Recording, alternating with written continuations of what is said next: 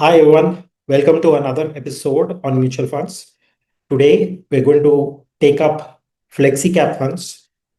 We'll start with defining what the funds are. What does FlexiCap mean? It could probably not be very intuitive like large cap, mid cap, and small cap funds. So we'll start with defining it. We'll then talk about the benchmarks that we can look at. Then we will talk about the different funds that we have in the space. How are they performing? We will compare them on a risk reward space. And lastly, we will close with comparing the top mutual funds in the space versus the benchmark and also against each other. So let's begin. So this is one of the documents that I picked from SEBI for a specific mutual fund, FlexiCap fund. And here, if you see, this is how they allocate the investments.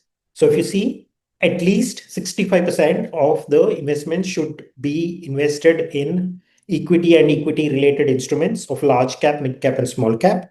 So if you want to draw a parallel with large cap fund, mid cap fund, and small cap fund, that's how it was. Roughly 65% and above should be in large cap stocks. So here, at least 65% should go into large, mid, and small cap companies, right? And the maximum is 100%. It can put the entire fund into these three categories.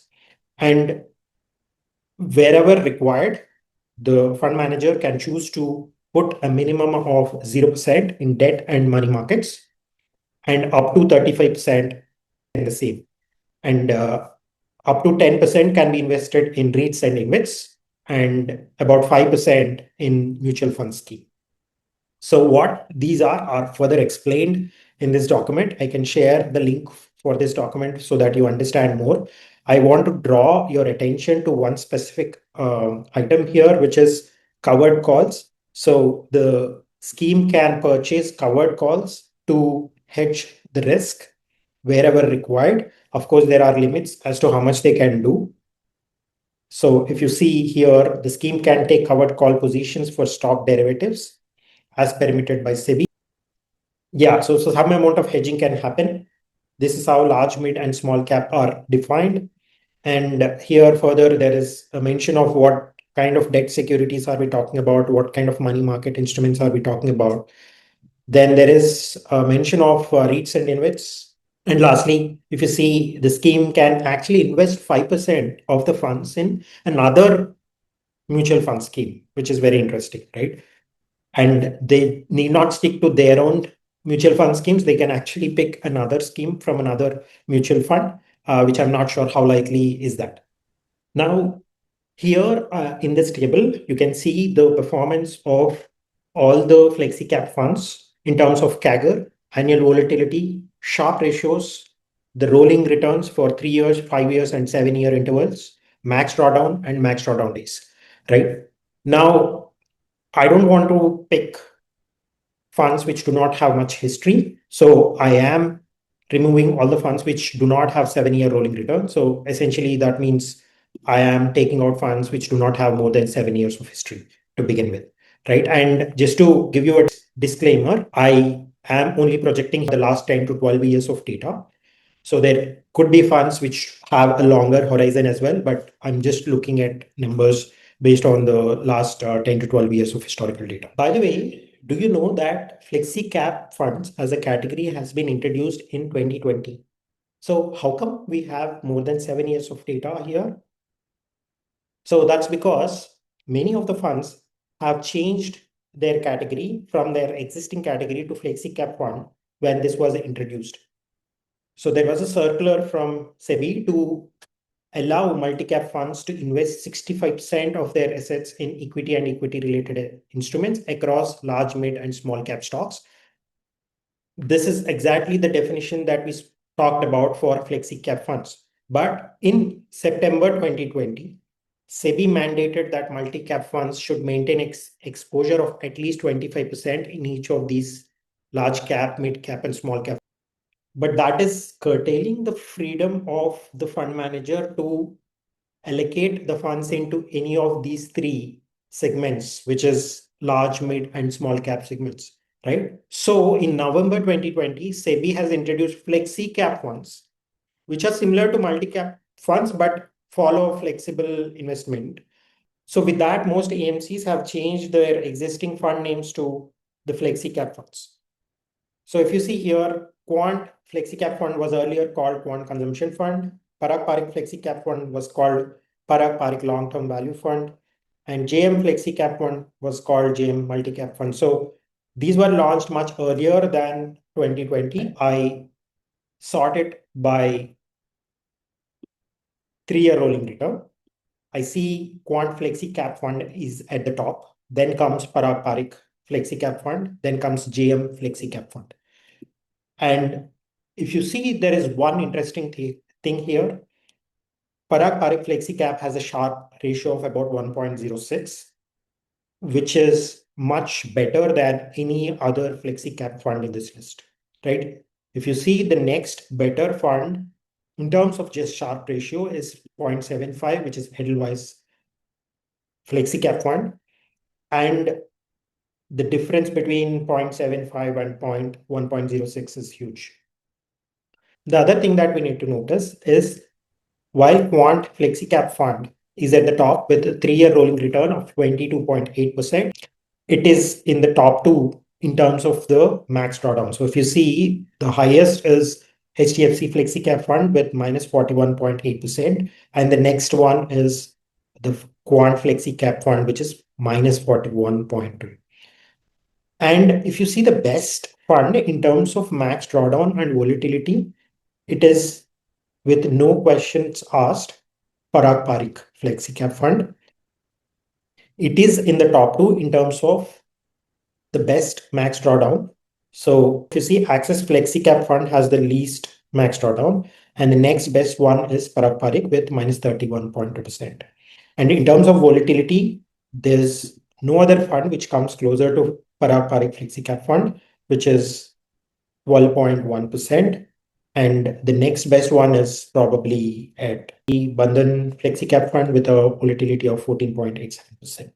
Actually, now that we've discussed small cap funds already in the previous episode, I just want to give a quick comparison of flexi cap funds with small cap funds and see how they are doing it just in terms of rolling returns and volatility. So if you see in terms of the rolling return, the highest was 22.8% here.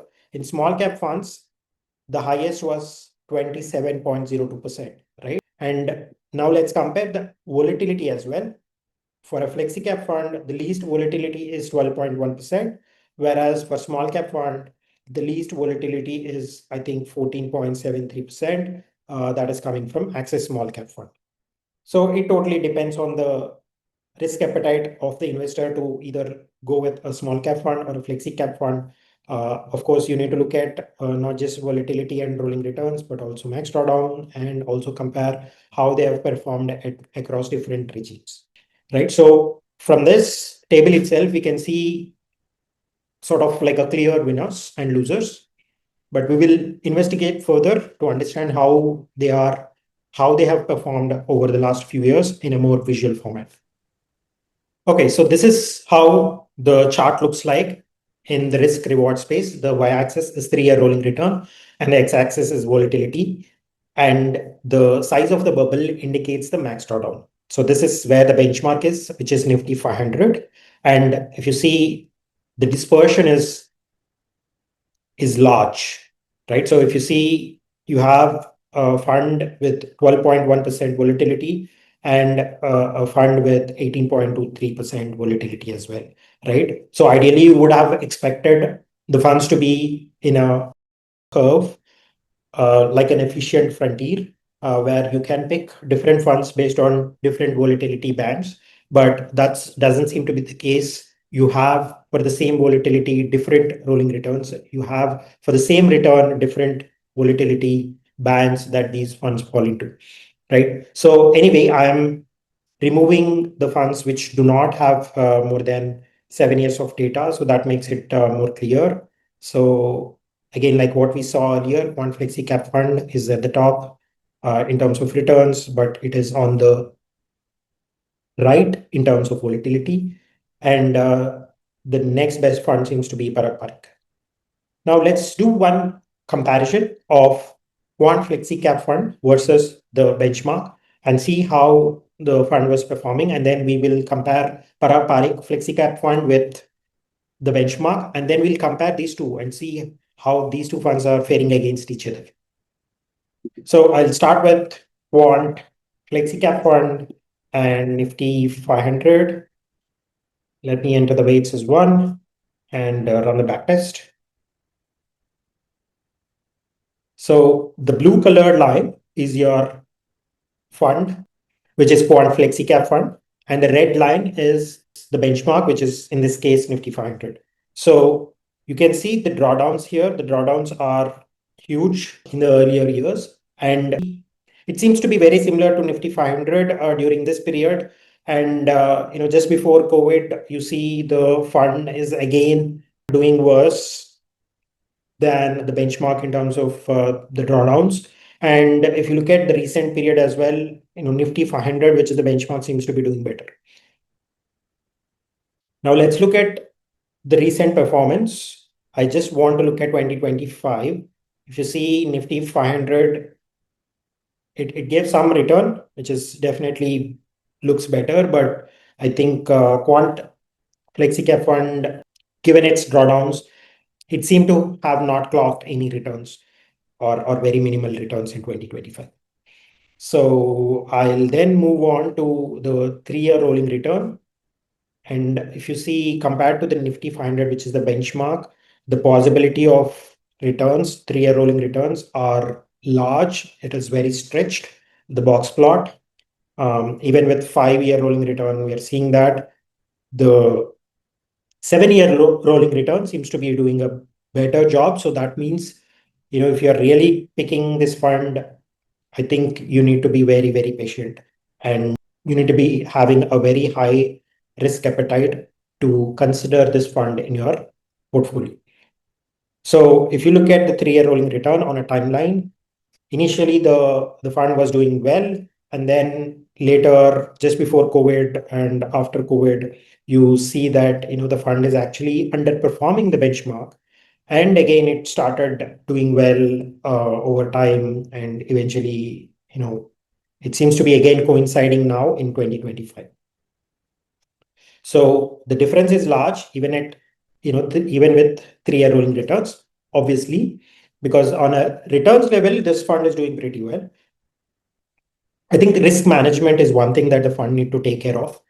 When there is a large difference in 3-year rolling return, obviously we'll see magnitude of difference is statistically significant and is large for 5-year rolling return. And for a 7-year rolling return, you see there is clear separation between the benchmark and the fund. So if you are considering this fund in your portfolio, ensure you're keeping it for a longer term, unless you can actually time the market. So I'll now move on to the next one. I'll take Parag Parikh FlexiCap fund. Let me run the backtest. Okay, now let's see. The blue line is again the fund, which is Parag Parikh FlexiCap fund. And the red line is the benchmark, which is Nifty 500. Now, this is where I think the fund is doing a much better job in terms of risk management. You see the blue line seems to be doing better than the benchmark in terms of the drawdowns, be it here in 2013, be it in 2016 when the drawdowns are huge. For Nifty 500, the fund seems to have recovered quicker than the benchmark. And even in the recent period, the fund seems to be doing well. I think only in this period, you see some underperformance compared to the benchmark purely from the perspective of drawdowns. Let me look at the monthly performance and yearly performance. Monthly performance, this is the fund minus 0.3%, minus 4.5, 2.8. So if you see the benchmark, there are large drawdowns, minus 3.5, minus 7.8%. So the fund managed to do better than the benchmark even in 2025. Remember, Quant FlexiCap fund, the returns are almost negligible, whereas the benchmark did better. Here, the fund seems to have done a better job. right? And if you look at the box plots, there is a clear outperformance of the fund compared to the benchmark. The fund is also not very stretched. Even on the lower side, the fund is actually better than the benchmark, which was not the case with Quant FlexiCap fund. Now, with time, you see this box plot is actually shrinking. That means the probability of you having better returns seems to be improving. Now, when you look at the rolling returns on our timeline, the difference is medium. Whereas for Quant FlexiCap fund, this difference was large, even at a 3-year rolling return level. And while with Parag Parikh FlexiCap fund, we are seeing a large difference on a 5-year rolling return level. And of course, with 7-year rolling return, you're seeing a clear separation. So the difference is obviously large. Now, let's compare Parikh FlexiCap fund with Quant FlexiCap fund. So the blue line would now be the Parag Parikh FlexiCap fund, and the red line will be Quant FlexiCap fund. So obviously, as we've seen when we are comparing with benchmarks, Parag Parikh seems to be doing a better job in terms of risk management. So you see the drawdowns are much more contained.